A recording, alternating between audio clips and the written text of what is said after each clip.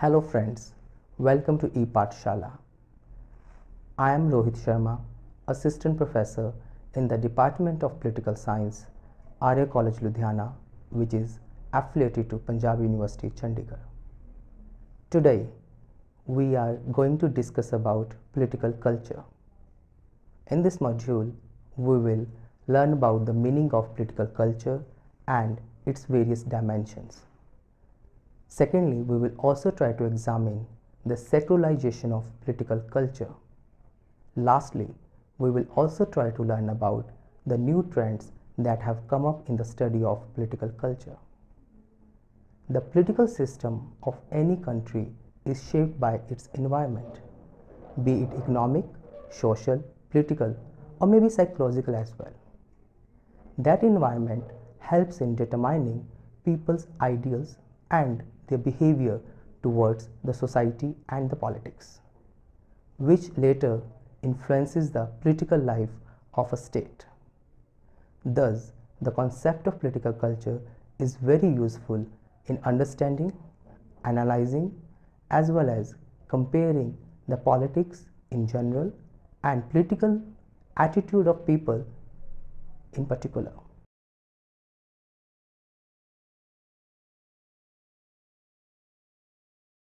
What is culture? In broad terms, culture is a way of life of a people within a society. It comprises attitudes, values, and acquaintances that is not only shared by people within a society but also is transmitted from one generation to the next. The culture can be learned easily by individuals due to human nature that is innate. This learned culture can be different in nature when compare it with one society to another. There is an important aspect of any culture that they are reluctant to change the norms of their culture. In other words, they resist new changes with whom they are not familiar and find it difficult to adjust with them.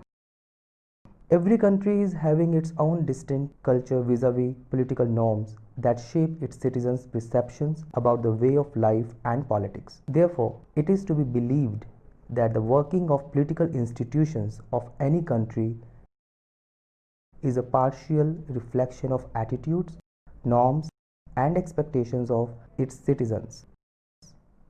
Therefore, in order to make sense of patterns and of events that is occurring in a country, or in order to understand the politics, one needs to start with the analysis of people behavior, their attitudes with respect to politics, political objects, and their role within the political system.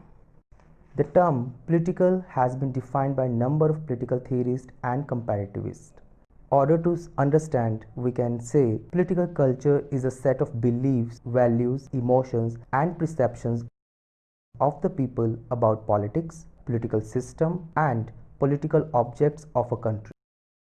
It can help the students of comparative politics to comprehend and analyze the success or failures of any political system in the countries of world. For instance, it can answer the question like why democracy or democratic institutions are successful in a few countries but is an utter failure in the other countries. Now we are going to talk about some aspects of political cultures. How do groups of citizens behave or participate in a nation? How culture norms shape citizens' political views? The answer is the nation's political culture shapes citizens' perception that encompasses their orientation towards the nation's political system, its policy making process, and political policy outcomes. The perception of the citizens involves their values and organizations which comprises the political system and is involved under the system level. It is important to explore people's orientations, their commitment towards their system, the polity, the nation, and national identity. In traditional societies, the ruler or the monarch's legitimate authority to rule usually depends upon people's response to his powers. In modern advanced democratic societies, legitimacy lies in the constitution of the country. The ultimate authority lies with the people. They, through the process of elections, choose their representative to govern, and by obeying the laws, they provide legitimacy to the power of the head of state. In some countries, sovereign still draws their legitimate authority from the culture, tradition, and ideology that exist The advanced nation countries like England are best example for this. It is important to note that the element of legitimacy is very crucial as it highlights the relationship between citizens and institutions that exist in the nation. If the existing system or its institutions cannot be able enough to discharge its functions properly towards its people can revolt, they can replace the system. Therefore, people always have some general ideas or expectations like how they should be governed, what should be the nature of society, what should be the role of public institutions, etc. All this includes under the second aspect of political culture, that is the process level. The government tries to meet up the expectations of people by making policies for their betterment. Policies are also made for the economic and political development of a nation, which carries its implications on their life of people. Hence, the policy level deals with citizens' expectations from the government in terms of policy making. The policy of any country is influenced by the role of government in policy making. Here, political culture includes expectations of people and government's engagement in terms of policy as well as of economy. Should government or private forces guide economy? Should government interfere in society? These are the specific policy demands by citizens in the advanced industrial society. Some policy goals can be in terms of material values or of welfare measures, and all these vary across nations because of difference in nations' cultural traditions. For example, people in developing countries will emphasize on the role of government in providing basic services like health, education, food, shelter, safe drinking water, employment, etc. In advanced industrial societies, where all the basic needs have been taken care by the government, people they are no more concerned with the quality of life issues like protection of environment, arts, gays and lesbians rights, etc. About nature of political culture, usually called civic culture, Alman and Verbas tried to analyze political behavior and political attitudes of individuals about democracy in 5 countries, namely the US, the UK, West Germany, Italy and Mexico. In their classic work, The Civic Culture, they attempted to understand and explain the fall down of representative government in interwar Italy, Germany and elsewhere in the world. They wanted to identify an effective political culture that could uphold democratic norms and culture. Parochial political culture. In a parochial culture, citizens do not identify themselves with the state. That shows that there is an absence of a sense of citizenship. Therefore, people do not have any idea or knowledge about political system. Hence, they do not participate in politics. They identify themselves with their locality rather than the region or the state. Such type of political culture can be found in tribal societies where tribe head is all in all and tribe people follow him without questioning his authority. Second is subject political culture. In this type of political culture, people can act passively. Such kind of political culture can be seen in the colonial states where citizens cannot involve themselves in politics because they think that they have no capacity to influence government. But once when they acquire political consciousness, they do fight for their rights and liberation and could overthrow the political colonial regime. Participant political culture. In this type of political culture, citizens actively participate in political activities to ensure their desired outcome. They are capable in doing so because of high level of political consciousness. The citizens are fully aware of their rights and duties and also their role in decision making process. For instance, such type of political culture is popular or could be found in advanced countries like the US and the USA. Now we are going to talk about secularization of political culture. Political culture, as we said, is dynamic in nature where changes take place with the passage of time. The process through which awareness or consciousness about polity is spread among people is termed as secularization of political culture. The type is consensual or conflictual political culture. As mentioned earlier, that political culture is a feature of every nation in the world, and the values and beliefs towards polity may also vary not only among the nations but also within the nations. It may be important to mention here that Alman and Verba's approach tends to treat political culture as a homogeneous entity. The reason may be that they emphasized or analyzed on the basis of national identity, national culture, or national character. In doing so, they missed or overshadowed the political subculture that prevails within the boundaries of a nation and trade and tends to disguise social fragmentations that are based on class, race, or gender. Therefore, political culture can be consensual or conflictual over the issue of public policy, political arrangements, and government, etc.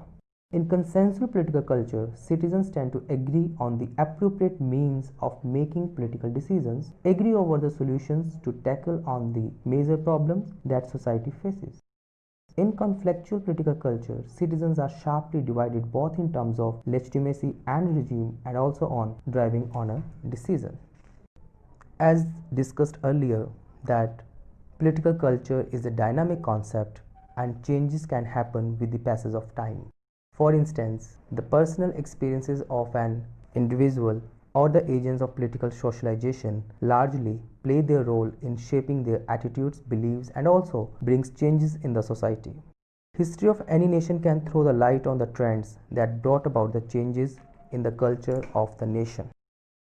In contemporary times, one can also identify social trends that are responsible for bringing change in the existing culture. In trends like modernity, secularism, post-materialism, fundamentalism, and democratization vis-a-vis marketization can be easily identified in the advanced industrial societies. All such trends are reflection of developments in the society of a nation.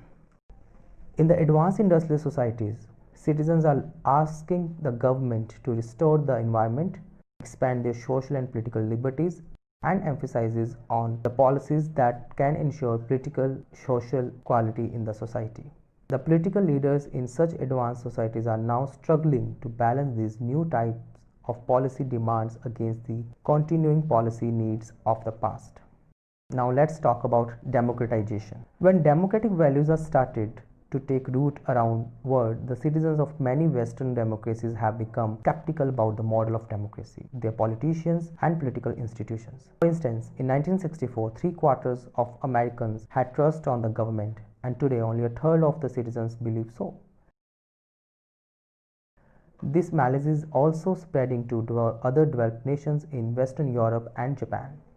In other words, people's support for democratic norms has not waned yet. In fact, democratic norms and values have strengthened over time as democracy has developed in the West.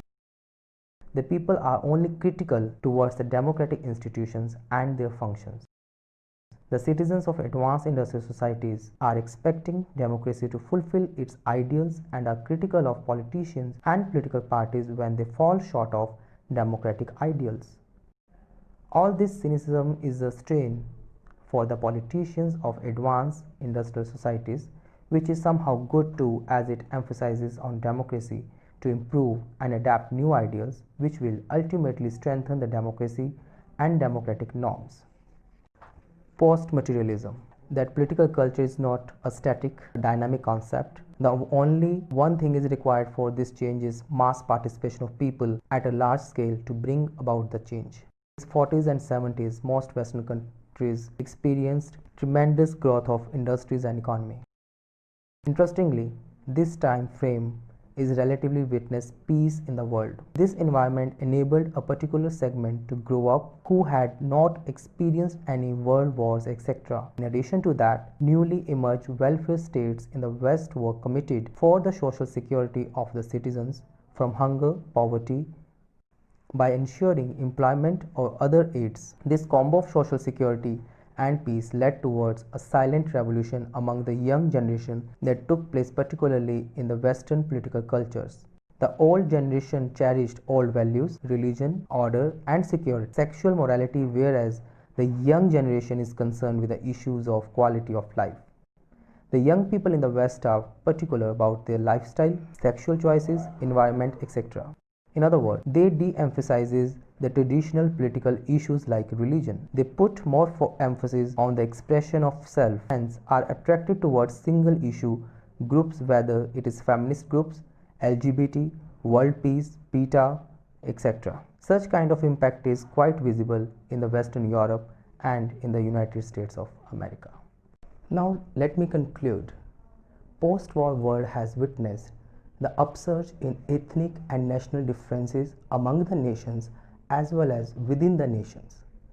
This testifies that the cultural component is very helpful to understand and make out the sense why such upsurges are happening all over. Secondly, the concept of political culture also helps us to understand the transition from the traditional model of government to democratic model of governance. So lastly, I would say the concept of political culture is highly relevant to understand the present society, politics vis-a-vis the world. Thank you.